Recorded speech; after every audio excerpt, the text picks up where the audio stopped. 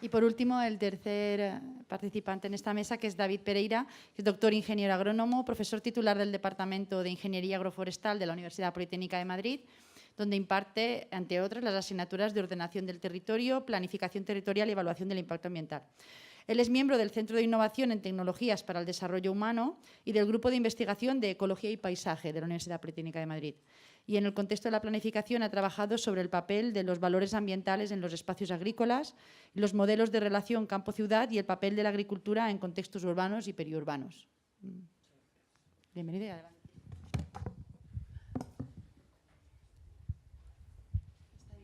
Hola, sí. Bueno, yo también voy a poner de pie. A ver, yo voy a intentar trasladar aquí, digamos, un salto de escala, algo por así decir, que es saltar de los proyectos que más o menos se están mostrando aquí a la idea de que... ¿Dónde está el...?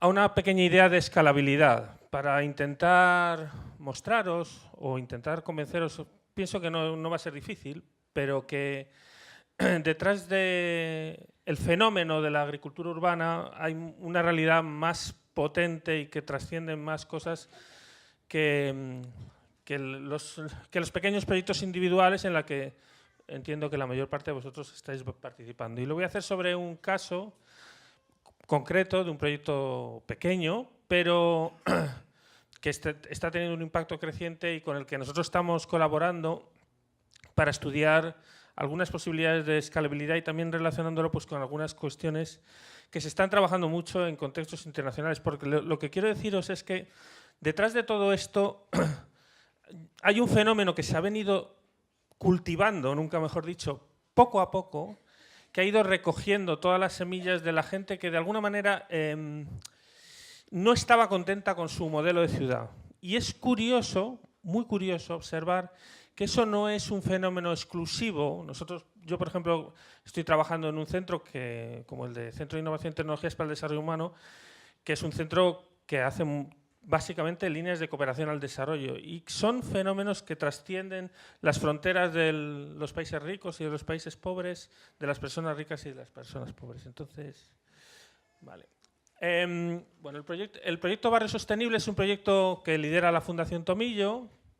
Es una fundación básicamente dedicada a la formación con personas con riesgo de exclusión social. Y básicamente partió a partir de una idea de una ciudad más sostenible en dos ámbitos: medio ambiente urbano, que a su vez tenía otros dos, la naturaleza en la ciudad y la agricultura urbana, y de la eficiencia energética, trabajar para reconducir todos unos colectivos que tenían muchas dificultades para encontrar empleo. ¿Vale? Básicamente, esto se hizo en el campo de se ha empezado a trabajar en el campo de la eficiencia energética, con una experiencia muy directa por parte de la gente que entra en estos procesos formativos, que normalmente la primera eficiencia energética con la que tienen que trabajar es la de su propia pobreza energética, es decir, la pobreza energética de sus familias. Esto se ha hecho a través de que la gente que está estudiando eficiencia energética, a través de unas diversas líneas de fundaciones, se les da un dinero y trabajan en ahorro y medición de la eficiencia energética en sus propias viviendas la mayor parte de las veces. O sea, tienen que buscar una vivienda, pero la mayor parte de las veces empiezan por la suya propia. Y luego sobre un conjunto de actividades de naturación urbana en los mismos frentes que más o menos está desarrollando el ayuntamiento ahora mismo, más uno adicional, que es el de desarrollo de cubiertas verdes en las azoteas, que tienen la doble vertiente de mejora de la eficiencia energética de los edificios y la propia cuestión de desarrollar la naturaleza y la agricultura dentro de la ciudad, ¿vale? En un espacio un poco diferente al de la escuela, pero es otro espacio igualmente interesante, que es el de las comunidades de vecinos. Vale, tiene un componente de integración de barrio muy, muy grande y que ya trasciende los centros aislados. Lo que busca es, como buscan mucho los huertos, como buscan los huertos comunitarios, es un vertebrar y tejer socialmente los barrios sobre un conjunto de líneas, algunas muy tecnológicas, porque asociado a esto hay pues la propuesta de introducir wifi, o sea, utilizar esos espacios también comunitarios para más cosas que simplemente la producción agrícola o la naturación, sino también generar realmente redes y tejidos de convivencia con la gente y espacios inclusivos e incluso pequeños modelos de negocio, porque la idea que trasciende dentro de esto es favorecer la inclusión laboral de un conjunto de gente que, digamos, sobre todo en estos barrios donde, bueno, ahora pondré un poco la problemática para que la veáis, ¿vale? Para que veáis un poco en qué entorno se está trabajando, ¿vale? Se trabaja en Orcasur, que es uno de los barrios más pobres de Madrid. Aquí os he puesto algunas cifras para que veáis, pues, con unas tasas de mortalidad más altas, o sea, 1,5 puntos más altas que las del resto de la ciudad, una renta en promedio un 25% menor, un 40% menor si le comparas con los barrios más ricos, con tasas de desempleo mucho más altas. Es decir, es un barrio con una vulnerabilidad ante las situaciones de pobreza muy, muy grande. Estos barrios ante la crisis han recibido el impacto de la crisis de una manera mucho más dura, porque además la gente, veis que también con tasas de formación mucho más bajas, ¿vale? O sea, frente a la media de Madrid de gente que solo tiene grado escolar o menos, 42%, en Orcasur el 68%, es decir, pues ¿dónde trabajaba mucha de esta gente? Pues mucha de esta gente trabajaba en la construcción. Así que fueron los que recibieron la primera bofetada y luego todas las demás, una tras otra, que han venido con esta situación. Y situaciones además muy prolongadas en el tiempo, porque esto dificultaba mucho su integración, ¿vale? Todo esto tiene una trascendencia muy grande entre la población joven de un barrio de esta naturaleza, que realmente tiene muy pocas posibilidades en comparación con las que tenemos en otro lado, ¿no? Baja cualificación laboral, situaciones de desempleo de larga duración, eso en un entorno, digamos, el laboral.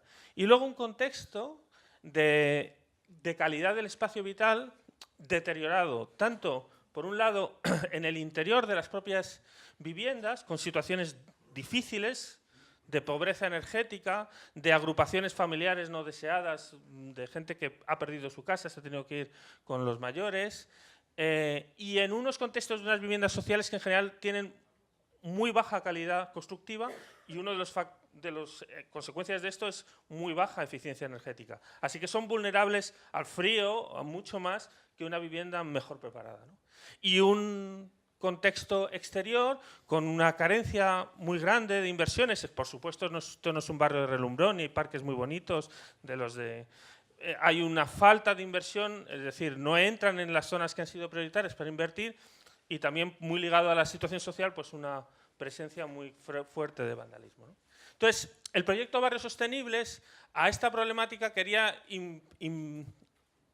ha intentado, a través de este tipo de actividades, darle la vuelta a la tortilla, primero, desarrollando nichos de empleo en gente que sea capaz, digamos, de hacer esa transformación de la ciudad y que se pueda formar en hacer ese tipo de actividades y de desarrollarlas y sobre todo de escalarlas, porque una cosa que yo no sé si estáis viendo, pero para mí es muy evidente, pero además como viajo bastante y lo veo en muchas partes del mundo, es que realmente yo sí creo que hay una demanda, es decir, que si hemos tenido una naturofobia, una agrofobia grande, realmente no hay muchos indicios que nos dicen que esto puede estar cambiando, ¿no? Y con un doble apartado de mejora de la calidad vital de los espacios a través de más naturaleza creada, cuidada y mantenida por la propia comunidad, y también apropiación y uso de los espacios comunes que pasan a no estar tan deteriorados, y de mejora de la calidad de las propias viviendas, las cubiertas verdes. Y bueno, tenemos el centro del ITD, luego si cuando salgáis de aquí queréis verlo, está ahí al lado, y tenemos un jardín vertical. O sea, es un laboratorio también donde estamos midiendo la eficiencia energética de todas estas actuaciones, y en general son altamente eficientes, ¿no? Vale. Entonces, todo esto es una cuestión que genera profundos cambios, ¿vale? Pero que tiene que verse desde una óptica que para mí es muy importante. No tiene para mí que verse, y a veces en esto tenemos muchos problemas para luchar contra las administraciones, porque no tiene que verse desde la óptica del proyecto de inversión. No se trata de hacer una cubierta, de hacer un huerto comunitario, no se trata de hacer un huerto en el colegio, no se trata de desarrollar, de hacer unas instalaciones para un proyecto comunitario. Se trata de tejer un tejido más o menos uniforme, mucho más o menos sólido, que permita la gran ventaja que están teniendo todos esos proyectos, que es la generación de círculos virtuosos, la generación de cosas en las que la gente se puede apoyar, a veces para salir de situaciones verdaderamente difíciles.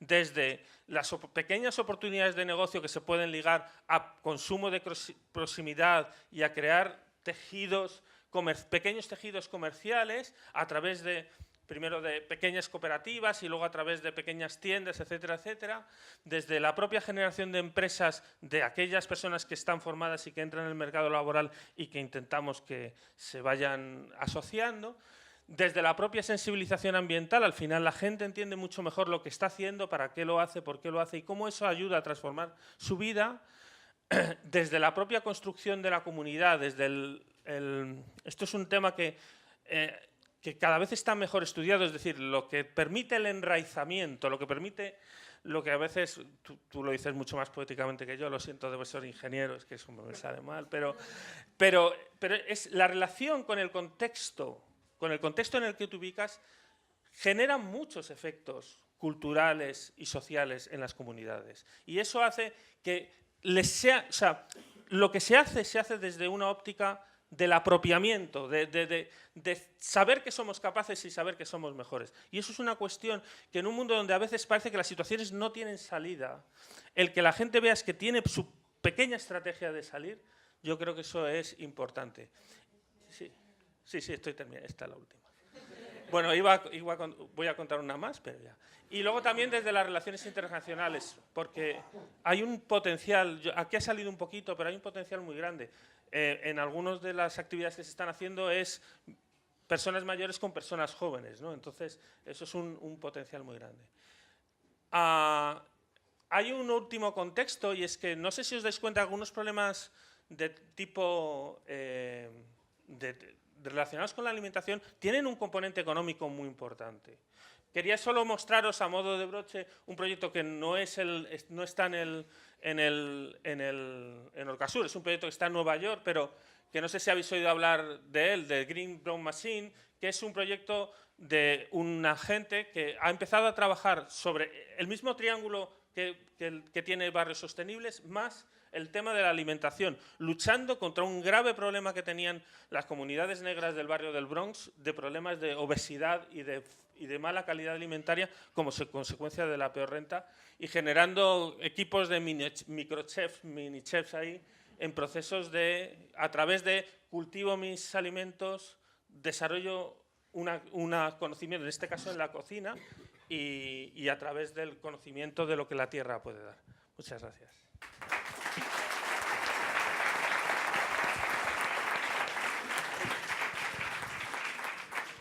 Muchas gracias, David. Yo quería preguntarte, porque esto es un proyecto que estáis colaborando en la universidad, con asociación, con un barrio, con gente del barrio. Me parece muy interesante, pero no es habitual. O sea, la universidad suele ser la parte académica que está en su sitio y los barrios y las asociaciones van por otro lado. ¿Qué crees que hace falta para que estas colaboraciones sean más habituales y qué barreras hay que romper? El encuentro de espacios un poco diferentes. Si os fijáis, mirad, yo como soy profesor de esta escuela, durante muchos años me he quejado mucho de cómo este tipo de universidad, mi propia universidad, mi propia casa, ha vivido de espaldas totalmente a estas realidades, en parte pues porque, como ha dicho el director antes de la escuela, nosotros estábamos en la parte, digamos, productiva, no en la parte social. Así que realmente la agricultura, quitando lo que pueda tener que ver con la agricultura ecológica, pero lo que es la agricultura ha vivido muy de espaldas a la realidad urbana, a la agricultura urbana como fenómeno y al potencial social y cultural que se estaba desarrollando en ese elemento. Aun cuando es muy necesaria para que se muestren muchas realidades de que las cosas se pueden hacer de otra manera en la producción comercial de alimentos. O sea, quiero decir que esto al final también emerge una realidad que estaba al margen de las subvenciones, de los grandes productores y de los grandes rendimientos de cultivos, que estaba afuera. ¿Dónde uno ha visto que eso se ha desarrollado? Pues para mí dos circunstancias que sean básicas. Se ha desarrollado más fácilmente en los sitios donde las conexiones con la tierra, las conexiones culturales con el territorio eran más fuertes. Nosotros hace años en un trabajo comparamos la realidad de Madrid y Barcelona. Madrid ha ido con mucho retraso porque Barcelona tenía una conexión territorial mucho más grande y surgieron cosas como que un agricultor no quería vender su terreno para hacer casas porque él era agricultor y no quería dejar de ser otra cosa, y hay proyectos como los parques agrarios que han mostrado esta realidad. Y la otra circunstancia es que, si os fijáis, la gran parte de la difusión de este tipo de actividades no se ha dado en cámaras agrarias, no se ha dado en cosas que organizara la Dirección General de Desarrollo Rural o de Agricultura. Se han dado, ¿dónde? En espacios de arte, en espacios educativos, en espacios que no estaban predispuestos ni a un modelo de agricultura ni a un modelo de producción, ni simplemente preocupados por una serie de cuestiones muy concretas. Se han dado espacios que estaban mucho más abiertos, pues a ver tomates de diferentes colores y yo creo que eso ha sido un elemento clave. Así que hay que ser muy imaginativos permanentemente y encontrar los espacios donde poder desarrollarse, cuando el contexto no es fácil, ¿no? Hasta que un día pues emerges, como yo creo que ahora está emergiendo esta realidad y realmente ves todo su potencial.